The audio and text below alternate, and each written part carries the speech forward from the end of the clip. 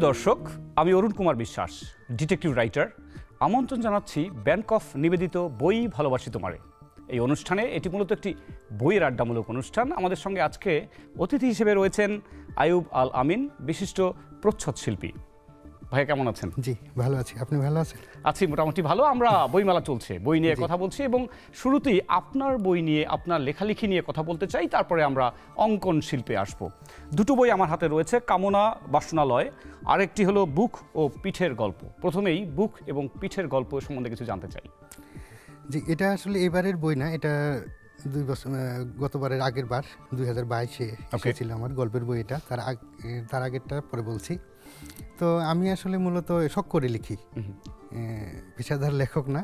যখন যেটা মনে আসে এটা মাথায় নিয়ে লিখে ফেলি আর কি। এরকম লিখতে লিখতেই 2টা বই এর মধ্যে বেরিয়ে গেছে। হ্যাঁ, বেরিয়ে গেছে। তো এই নামটি কিন্তু একটু ডিফারেন্ট, যে বুক ও পিঠের গল্প। এটার মধ্য দিয়ে আপনি কি কিছু ইঙ্গিত করছেন? মানে নাম ভূমিকায় যে গল্পটি, সেটির উপজীব্য যদি একটু সংক্ষেপে বলেন। হ্যাঁ, এটা হচ্ছে যে বুক ও পিঠের গল্প, এই নামের কোনো গল্প নেই বইটাতে। এটা আমি বুক ও পিঠের গল্প বইয়ের নামটা রেখেছি এই কারণে, যেমন বুক ও পিঠ বলতে আমরা 2টা জিনিস বোঝাই, বিপরীত। আমরা কথার অনেক সময় বলি যে লোকটির বুক পিঠ নেই, মানে মুখে যেটি বলছেন সেটি মিন করছেন না। হ্যাঁ, মানে হচ্ছে যে বুকটা হচ্ছে ভালোবাসা আর পিঠটা হচ্ছে যে ভালোবাসার বিপরীত, যেটা এড়িয়ে যাওয়া। মানে ভালোবাসা এবং ভালোবাসাহীনতা, মানে 2টা বিষয় নিয়ে আমি আসলে লিখেছি মূলত সবগুলা লেখা। সেজন্য নামটা মাথায় আসছে, বুক ও পিঠের গল্প। মেলা তো শুরু হয়ে গেছে, আমাদের 21-এর বইমেলা, প্রাণের মেলা। গিয়েছেন? এর মধ্যে যাওয়া হয়েছে? এখনো বইমেলায় যাওয়া হয়নি আমার, কারণ এখনো কাজই শেষ করতে পারিনি। প্রচ্ছদ এখনো শেষ হয়নি। মানে প্রতি বছর প্রচুর কাজ, এখনো শেষ করতে পারিনি, যাবো হয়তো আর সামনে। আচ্ছা, আপনি অবকাশ বা অবসর সময়ে তো বই পড়তে হয়, প্রচুর বই পড়েন, যেহেতু আপনি নিজেই লেখক। জি, আমি আসলে ছোটবেলা থেকেই বই পড়তে ভালো লাগে অনেক। কি ধরনের বই পড়েন? আমি সব ধরনের বই মোটামুটি পড়ি, গোয়েন্দা, তারপরে হচ্ছে যে গল্প, উপন্যাস। ওকে, আমি যদি গোয়েন্দা সাহিত্যের কথা বলি, এপার বাংলায় এখনো কিন্তু সেরকম আমি জানি না, অনেকে লিখছেন। আপনার প্রিয় গোয়েন্দা চরিত্র কি? ফেলুদা বা অন্য কেউ? বা আপনার? আমার ফেলুদা। জি। এবং সেটা কেন, বিশেষত কেন? আরও তো অনেকেই রয়েছেন। না, আমার ফেলুদাটা কেন জানি ভালো লাগে। মানে ফেলুদাটা যেরকম আসলে প্রথম পড়া হয়েছিল বা ছোটবেলা থেকে পড়ছি, ওইটাই আসলে মাথার মধ্যে মানে গেঁথে আছে, ওটাই ভালো লাগে। ফেলুদা চারমিনার খেতেন, আপনি জানেন। হ্যাঁ, সবসময় তার ছবিতেও আমরা দেখি যে সিনেমা টিনেমা যেগুলো করা হয়েছে, এবং প্রচ্ছদেও দেখেছি আমরা যে চারমিনার হাতে নিয়ে আছে এরকম। আমরা তাকে বলতে পারি, যেমন আপনি একজন লেখক আবার প্রচ্ছদ শিল্পী, সেক্ষেত্রে তিনি কিন্তু লেখক, সিনেমা নির্মাণ করতেন, আবার সেই সঙ্গে কিন্তু আর্টিস্ট। আচ্ছা, যদি আমি বলি যে আপনি কাজ করতে করতে যখন ক্লান্ত বোধ করেন, বা আপনার পানীয়ের প্রতি কোনো দুর্বলতা বা পক্ষপাত রয়েছে কিনা, চা কফি বা এনিথিং? হ্যাঁ, আমি যখন কাজ করি তখন অবশ্যই দেখা যাচ্ছে যে একটু পরপরই চা এবং কফি। ওকে, অল্টারনেটিভ দুটোই আপনি খেয়ে থাকেন? হ্যাঁ। না, আমি যেটা করি, আমি যখন কাজ করতে করতে কাজের ফাঁকে কফিটা আমার সাথে বেশি যায়, এই জন্য আমি নিজেও একজন ডিটেকটিভ রাইটার, এটা হয়তো আপনি পরে জানবেন। তো আমার মনে হয় যে এর কিছু উপযোগিতাও রয়েছে। খুব চাঙ্গা হওয়ার জন্য চায়ের পাশাপাশি কফিও কিন্তু খুব গুরুত্বপূর্ণ ভূমিকা পালন করে। এবার আমি জানতে চাই যে আপনি যে মনে করছেন বই লিখছেন, অবশ্যই আপনি তার আগে পাঠক। আমি বিশ্বাস করি লিখতে গেলে পড়তে হয়। এই পাঠাভ্যাসটা আপনার কিভাবে তৈরি হলো? এরকম কোনো স্মৃতি? হ্যাঁ, আমি আসলে ছোটবেলা থেকেই বাড়িতে বই ছিল। আমার দাদা যান, উনার অনেক বই ছিল সংগ্রহে। ওকে, অনেক পুরনো বই, যেগুলা ওই দেখা যাচ্ছে বড়দের বই। ছোটবেলায় সেই সময় আমি পড়তাম এগুলা, তখন থেকেই মানে পড়ার প্রতি একটা ঝোঁক চলে এসছে। হ্যাঁ, কবিতার বই দেখা যাচ্ছে যে পুঁথিও ছিল, পুঁথি আকারে, মানে একটা গল্পই পুরাটা কবিতার আকারে লেখা, এরকম 4 পৃষ্ঠা 5 পৃষ্ঠার লেখাগুলা, এগুলো আমার দাদার সংগ্রহে ছিল, অনেক পুরোনো। এবং এই পুঁথির একটা কিন্তু বিশেষত্ব রয়েছে, এগুলো কিন্তু মুখের সদর থেকে কানের অন্দরে পৌঁছতে একটু সুবিধা হয়, একটু ছান্দসিক একটা ব্যাপার থাকে, ছান্দসিক, পড়তে ভালো লাগে। তো আচ্ছা, বর্তমান প্রজন্ম কতটা বইমুখী, বা এই ব্যাপারে আপনার মন্তব্য কি? তারা কি পড়ছে, বা বাধা কোথায়? বর্তমান প্রজন্ম বইমুখী কতটা এটা বলতে পারছি, কিন্তু তারা পড়ে। কিন্তু দেখা যাচ্ছে যে ফোনে বা হচ্ছে যে যেখানে এখন তো সবার হাতে ফোন, এবং ফোনে তো পড়ার অনেক কিছুই থাকে। বই না পড়ুক, কিন্তু পড়াশোনার মানে ছাপার অক্ষর না হোক, তারা বই পড়ছে আর কি, জ্ঞান আহরণ করছে। হ্যাঁ, বইও পড়ছে অনেকেই। তা আপনি এই ব্যাপারে কি আমরা যদিও একটু মানে পূর্ববর্তী প্রজন্ম, আপনার কি মনে হয় যে আসলে যে বাধাই বই দুহাতে পড়া এটা বেশি আরামদায়ক নাকি ই বুক বা এই জাতীয় কোনো কিছু? না, আমার কাছে মনে হয় বাধাই বই যেটা সেটাই আমার কাছে ভালো লাগে, কিন্তু এখন যারা নতুন প্রজন্মের তারা যেটা পছন্দ করে আমার মনে হয় এটা ঠিক আছে। তাদেরকে চাপিয়ে দেই যদি আমি যে না বাধাই বইটাই পড়তে হবে, এটা মনে হয় ঠিক হবে না। পড়ুক, কারণ সামনে তো আরও প্রযুক্তি আসবে, আরও উন্নত হবে, তখন ওই বই কেউ না পড়তে চাইলে আমার মনে হয় না ঠিক আছে। হ্যাঁ, এমনও হতে পারে যে তখন হয়তো বই সামনে ই বুকেরও দরকার হবে না, আমি যা ভাববো সেই বিষয়গুলো সামনে চলে আসবে। হ্যাঁ, এটাও হতে পারে। হ্যাঁ, কিন্তু তারপরেও আমরা যারা একটু মানে অনগ্রসর বলবো না, একটু পেছনের, আমাদের কাছে কিন্তু বইয়ের আবেদন অন্যরকম।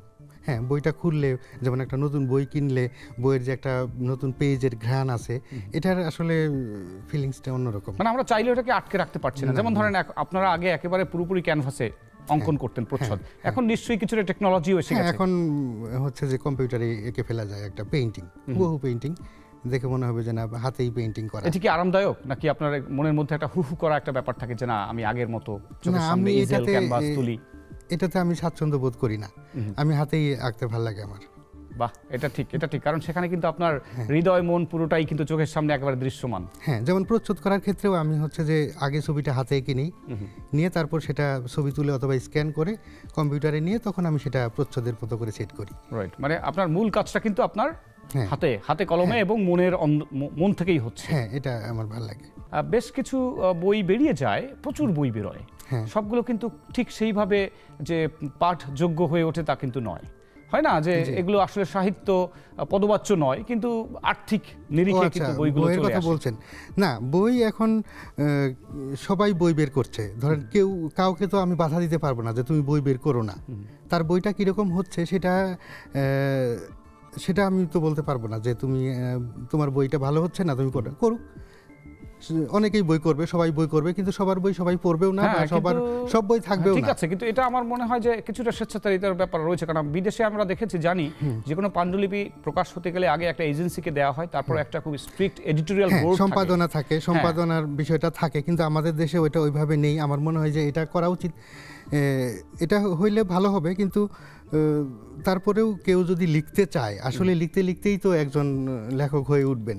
প্রথম ভালো হয়নি, তারপরে আস্তে আস্তে ভালো হবে। আমি আসলে আশাবাদী যে লিখুক, যার ইচ্ছা করে লিখবে, এবং আস্তে আস্তে হইলেও হতে পারে সে একদিন দেখা যাচ্ছে অনেক বড় রাইটার হয়ে যাবে। হ্যাঁ, আপনি ডিটেকটিভ স্টোরির কথা বলছিলেন, গোয়েন্দা পাঠ করতেন, ভালো লাগে তো কেন? এটার সাথে আপনি অন্যতর সাহিত্যের কিভাবে আপনি পৃথক করতে পারেন যে একটা প্রেমের উপন্যাস আর একটি গোয়েন্দা উপন্যাস? না, ডিটেকটিভ ব্যাপারটাতে একটা রোমাঞ্চকর ব্যাপার থাকে, মানে প্রত্যেক পাতায় পাতায় দেখা যাচ্ছে যে একটা কি হলো এরকম ব্যাপার থাকে, কিউরিওসিটি একটা তৈরি হয়। কিউরিওসিটি হয়, এটা ভালো লাগে আমার। আর রোমান্টিক গল্প কবিতা যেগুলো আছে সেগুলো গতানুগতিক ঠিক আছে, কিন্তু ডিটেকটিভটা একটু আলাদা। এটা কি তরুণদের জন্য বেশি উপযোগী নাকি যে কোনো বয়সের পাঠকরাই ডিটেকটিভের প্রতি, মানে তরুণরা ডিটেকটিভ বেশি পছন্দ করে, তবে যে কেউ এটা পড়তে পারে। যারা প্রবীণ আছেন তারাও এটা পড়তে পারেন। অর্থাৎ এটার মধ্যে একটা বাড়তি একটা আমেজ বা চমৎকারিতা থাকে, তিনি হয়তো ওই গল্পের একটা অংশ হয়ে ওঠেন। হ্যাঁ, এটা আমি এরকম হই, তাই না? মানে একটা দড়ি টানাটানি চলে যে কে আগে সমস্যাটা মেটাতে পারলো, পুলিশ নাকি ডিটেকটিভ। হ্যাঁ। ব্যোমকেশ বক্সী পড়েছেন নিশ্চয়ই? হ্যাঁ, সেখানে অজিত তার বন্ধু দুজন মিলে কিন্তু সে একটা বেশ একটা, আপনি যেটা বলছিলেন যে এক ধরনের রগরগে একটা রোমাঞ্চকর একটা ব্যাপার থাকে। হ্যাঁ, কি হলো ব্যাপার। আমরা কি নেক্সট আশা করতে পারি যে আপনি পড়তে পড়তে একসময় একটা ডিটেকটিভ গল্প লিখে ফেলবেন, এরকম সম্ভাবনা আছে? না, আমার এটা এখনো মাথায় আসেনি যে আমি ডিটেকটিভ গল্প লিখবো, কারণ আমার কাছে এটা মনে হয় অনেক কঠিন, এবং হচ্ছে যে অনেক চিন্তা ভাবনা করে, অনেক প্ল্যান করে, মানে এখানে গোজামিলের কোনো সুযোগ না, গোজামিলের কোনো সুযোগ নাই। যেমন একটা গল্প বা উপন্যাস আমি লিখছি, অনেক রাইটারকে আমি এরকমও বলতে শুনেছি যে আমি শুরু করেছি, শেষে কি হবে আমি জানি না, মানে যা হয় হোক। কিন্তু গোয়েন্দার গল্পের ক্ষেত্রে তো এরকম আমার মনে হয় সুযোগ নাই। এক্স্যাক্টলি মানে এটা অনেক প্ল্যান করে, এবং হচ্ছে যে কোনো ভুলও রাখা যাবে না, তাহলে কিন্তু পাঠক বুঝে ফেলবে যে আপনার অঙ্কটা মেলেনি। হ্যাঁ, এরকম। তারপর দেখা যাক, যদি এরকম কখনো মনে হয় বা এরকম পারি, তাহলে তো সেটা খুবই চমৎকার হবে। Very good. এবং আমার মনে হয় যে এই যে আপনি আমাদের যেই কথাগুলো বললেন যে একজন প্রচ্ছদ শিল্পী হয়ে আপনি লিখছেন, এটা আমার কাছে খুব আশা জাগা নিয়ে। আমার কাছে মনে হচ্ছে যে মাল্টিটাস্কিং এটা ভালো। আপনি কি মনে করেন লেখা, এরপরে আমরা কি বই পেতে যাচ্ছি? এরপরেও গল্পের বই।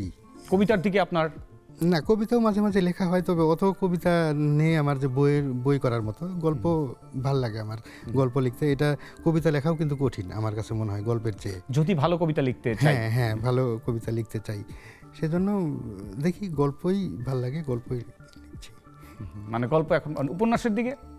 উপন্যাস আরো পরে, এটা গল্প লেখা যত সহজ, উপন্যাস না, কিন্তু অনেকে তো বলে যে, অনেকে বলে এরকম যে একটা ছোট গল্প, ছোট্ট একটা গল্পের মধ্যে আপনার কথাটি ফুটিয়ে তোলা, এটা যতটা চ্যালেঞ্জিং, উপন্যাসে আপনার অগাধ একটা সুযোগ রয়েছে, আপনি অনেক দূর যেতে পারেন, মনের কথাগুলো না বাড়িয়ে ছড়িয়ে বলতে পারেন।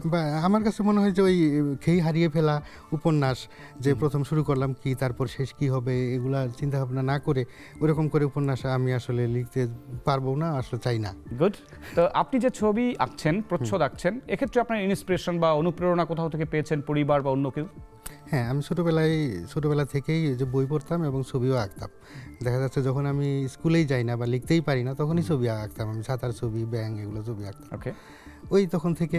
আর হচ্ছে যে যেটা হলো সেটা আমার মা ওই যে কাঁথা সেলাই, তারপরে হচ্ছে যে ওয়ালমেট, এগুলাতে ছবি আঁকতেন, পাখি ফুল, এগুলো দেখে আমার, মানে আপনার মা মানে কাপড়ের সেলাই করতেন। আগের দিন আমাদের বাড়িতে এরকম দেখেছি, সুন্দর সুন্দর কথা মালা, এগুলো কিন্তু ফুটিয়ে তোলা হচ্ছে সূচের মাধ্যমে, সুই সুতো দিয়ে, এগুলো। তো এটা আপনার একটা বড় অনুপ্রেরণা। আপনার মাকে আমি অশেষ শ্রদ্ধা এবং ধন্যবাদ জানাই। হয়তো মায়ের সেই জেনেটিক ব্যাপারটাই আপনার মধ্যে চলে এসছে।